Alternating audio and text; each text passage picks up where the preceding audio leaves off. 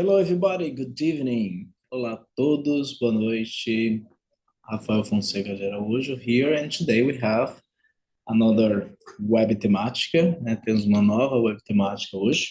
Eu sei que já estamos no finalzinho do módulo, né? Então hoje eu pensei em falar com vocês sobre dois tempos que são desafiadores, geralmente, para o falante de língua portuguesa, né? Que é o present perfect e past perfect, né? Mais especificamente, o present perfect é muito desafiador para os nossos alunos, porque tem alguns detalhes específicos, né? Que diferem do português, mas já o passado perfeito, past perfect, já é muito parecido como a gente utiliza em português em si, certo?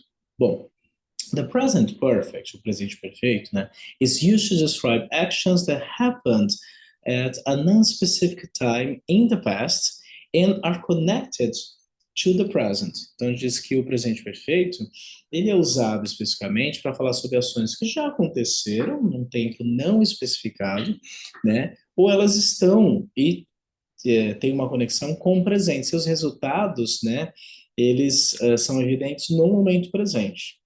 Então, a gente tem um passado simples, que fala sobre acontecimentos, coisas que aconteceram no passado, mas num tempo específico, e essa ação está totalmente concluída. Mas já o presente perfeito, a gente fala sobre o passado, só que muitas vezes a gente não especifica quando as coisas aconteceram, às vezes as coisas não aconteceram, e ou a gente fala sem mencionar o tempo, né? Isso já aconteceu, ou a gente vai fazer uma conexão entre presente e passado. Às vezes é uma ação que você começou em algum tempo no passado e isso só continua acontecendo.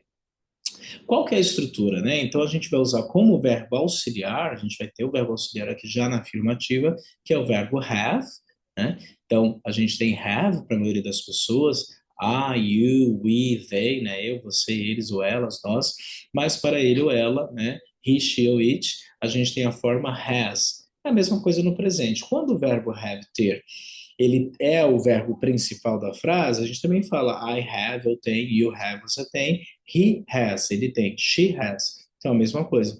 Só que aqui, sendo usado como verbo auxiliar, acontece a mesma coisa em português, né?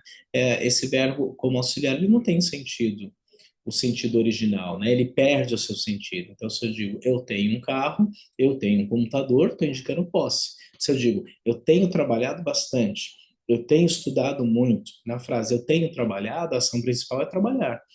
O ter, a gente pronuncia, é usado aqui como verbo auxiliar, em português também, só que, na verdade, nesse caso, né, o verbo ter não indica posse, ele não tem o seu sentido original.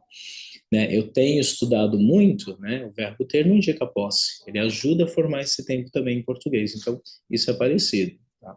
A sua estrutura. E aí a gente tem o passado particípio, da mesma forma em português. Eu tenho trabalhado, trabalhado é o passado particípio de trabalhar em português, estudado é uma ação totalmente concluída, é passado particípio do verbo estudar. Então, em estrutura, é parecido com o que a gente usa também em português.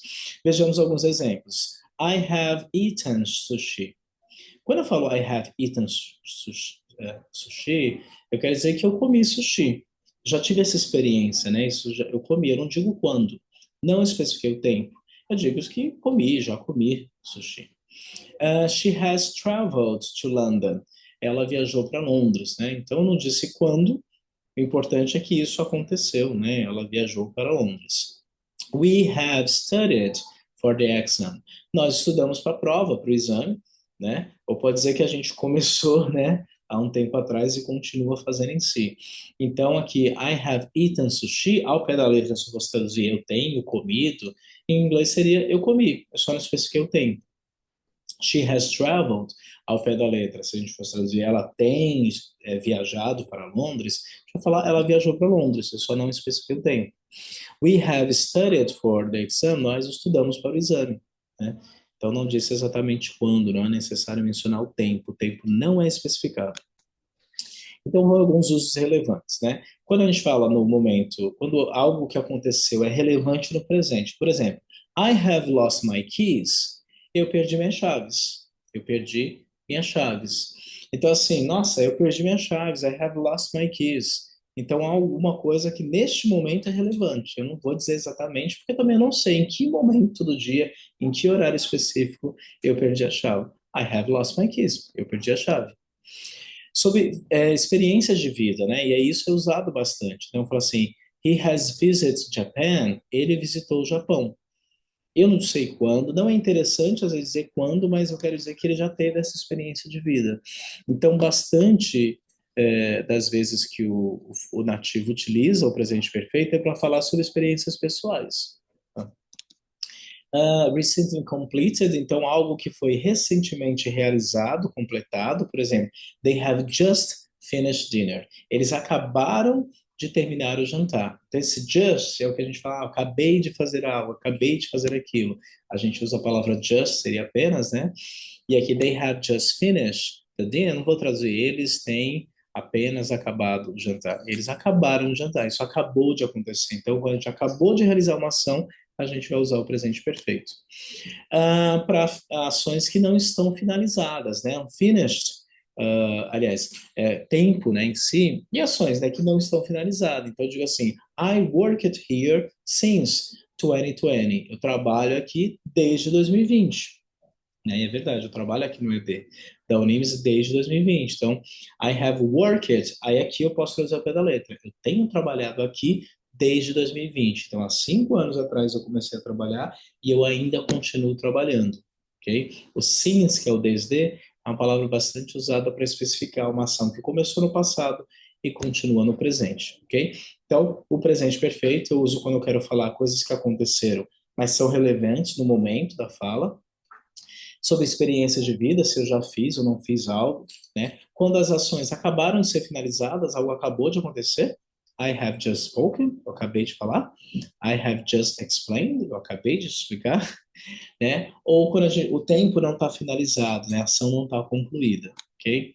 Bom, aí palavras-chave são muito comuns utilizadas no presente perfeito, already, é o já, just, apenas, né? Vai ser o acabei de, acabar de, yet, ainda, ever, já também, never, nunca, so far, até então, e recently, recentemente. Por exemplo, have you ever been to Paris? Você já esteve, esse ever é o já. Você já esteve em Paris? I haven't finished yet. Eu não terminei ainda. Eu não terminei ainda. She has just arrived. Ela acabou de chegar. Ela acabou. Então veja que ever, yet and just são palavras muito comuns, palavras-chave, né? Aqui na primeira, have you ever? Quero saber se você já, que alguma vez na sua vida você teve experiência. Né? I haven't finished yet, eu não terminei isso ainda, quer dizer, a ação não está concluída. E just, quando você acaba de fazer uma ação, certo? Bom, agora e o passado perfeito? O passado perfeito é um pouco mais fácil, porque a gente usa da mesma forma em português. É quando a gente faz uma ação, você quer expressar que uma ação acontece antes de outra, né? The past perfect is used to describe an action that happened before another action. Então, quando a gente vai descrever uma ação que acontece antes de outra ação. Qual a sua estrutura? A gente vai usar como auxiliar o passado do verbo have, que aqui é had, e nesse caso vai ser igual para todas as pessoas. I had, you had, she had, he had. E mais o passado participe do verbo. Então nós temos lá, I had studied before the exam. Né? Aliás, I had studied before the exam. Eu estudei, eu tinha estudado antes da prova. Então quero deixar claro que isso aconteceu antes. Eu tinha estudado. E a gente usa do mesmo jeito em português. Eu tinha estudado, eu tinha falado, eu tinha escrito. They had left when I arrived. Eles tinham saído quando eu cheguei. Então aqui a gente tem claramente duas ações, né? I arrived, eu cheguei, só que o que aconteceu antes? Eles saíram. Então, they had left, eles tinham saído when I arrived, quando eu cheguei. We had never seen that movie before. Nós nunca vimos aquele filme antes. Então, nós nunca vimos aquele filme antes. Antes daquele momento, nós não tínhamos visto o filme. Nunca vimos. Ok? Bom, quais são os usos do passado perfeito, né? Primeiro, que quando a gente fala sobre uma sequência de eventos, a gente está falando sobre duas situações, duas ações, né? Por exemplo, she had cooked before they came. Tem duas ações. She had cooked, ela tinha cozinhado, então a ação de cozinhar, e they came, eles chegaram. Então, she had cooked, ela tinha cozinhado antes they came, que eles tivessem chegado. Então, eles chegaram, já aconteceu, mas antes disso, ela havia cozinhado aqui. Ok? So, she had cooked before they came. Quando a gente usa, né, pessoal, a gente está relatando aí, né, algo que foi dito por outra pessoa, que a gente chama de reported speech, né, que também é tema das nossas aulas aí nesse módulo de morfossintaxe, né. Então, reported speech, né, o discurso relatado aí, né, seria he said he had finished it. Ele disse que ele tinha terminado. Então, por exemplo, na hora ele falou, terminei. Quando eu vou relatar a fala dele, né, ele disse, eu terminei. Eu vou relatar. Ele disse que ele tinha terminado, porque é isso que a gente faz aí no discurso relatado. Sei. Em condições, quando a gente fala de condições que não são reais, a gente está falando de hipóteses, né? Por exemplo, if I had known, I would have called. Se eu soubesse, se eu tivesse sabido, né? Se eu tivesse sabido antes, eu teria ligado. Então, quando eu faço hipóteses em si, ok? Vamos comparar agora o presente perfeito com o passado perfeito. Presente perfeito, ações, né? Que tem um efeito, uma relevância no presente, e o passado perfeito, uma ação totalmente completa, finalizada, né, completada no passado antes de outra ação. Por exemplo, I have broken my leg. Tipo assim, eu ainda estou com dor, né? Então, assim, eu quebrei minha perna. Eu te digo quando? Eu quebrei, né? Ainda estou aqui enfaixado, né? Ou I had broken my leg before the race. Eu tinha quebrado minha perna antes da corrida. Eu quero deixar claro que isso aconteceu antes de outro acontecimento. Outro exemplo, she has lost her phone. Ela perdeu o seu telefone. Então quer dizer que ela still looking for, né? Ela ainda está procurando, ela perdeu o telefone. Isso é relevante agora, talvez acabou de acontecer. She had lost her phone before the meeting started. Ela tinha perdido o telefone antes da reunião começar. Então tem duas ações, a reunião começou e antes disso she had lost, ela tinha perdido o telefone. Outro exemplo, antes de finalizar, we have cleaned the house. Nós limpamos a casa. Ou acabamos de limpar a casa. Então a casa agora a gente pode observar que está limpa, nós acabamos. We have cleaned the house. O exemplo no passado perfeito, we had cleaned the house, nós tínhamos limpado a casa before the guests arrives, antes que os hóspedes chegassem. Então assim, os hóspedes chegaram, isso já aconteceu, mas antes disso, we had cleaned the house, nós tínhamos limpado a casa, ok? Bom, pessoal, então acho que é isso, né? Quis trazer uma revisão e uma comparação entre o presente perfeito e o passado perfeito. E I hope to see you next class. Espero ver vocês aí numa próxima aula, ok? See you. Bye bye.